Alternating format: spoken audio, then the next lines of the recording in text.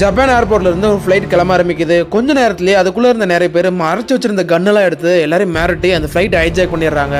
அதுக்கப்புறம் அங்கே இருக்க கவர்மெண்ட் கிட்ட இந்த ஃப்ளைட் மட்டும் நார்த் கொரியா போகல அப்படின்னா எல்லாரும் சுட்டு கொண்டுருவா அப்படி சொல்லி மிரட்டவும் அவங்களுக்கு என்ன பண்ணுறதுனே தெரியல. அதனால் சவுத் கொரியாவில் ஒரு சோல்ஜரை இறக்கி ஹைஜாக் பண்ண ஃப்ளைட்டோட லொக்கேஷனை கண்டுபிடிச்சி அங்கே இருக்க ஹைஜாக்கர்ஸ் கிட்ட நாங்கள் நார்த் கொரியாவிலேருந்து பேசுகிறோம், எல்லாரும் இங்கே வாங்க அப்படின்னு சொல்லி ஃபேக்காக லொக்கேஷனை சென்ட் பண்ணுறாங்க.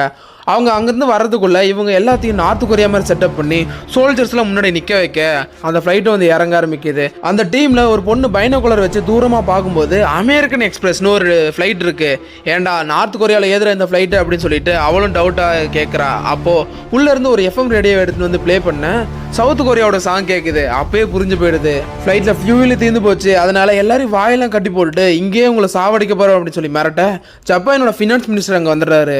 நான் வேணா உங்க கூட வரேன், எல்லாரும் இறக்கி விட்டுருங்க அப்படின்னு சொல்ல ஃபினான்ஸ் மினிஸ்டரே வராது அப்படின்றதுனால எல்லாரும் இறக்கி விட்டுட்டு அவரை மட்டும் கூட்டிட்டு நார்த் கொரியா போயிடுறாங்க.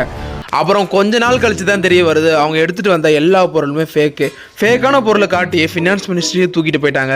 இதை பற்றி நீங்கள் என்ன நினைக்கிறீங்க?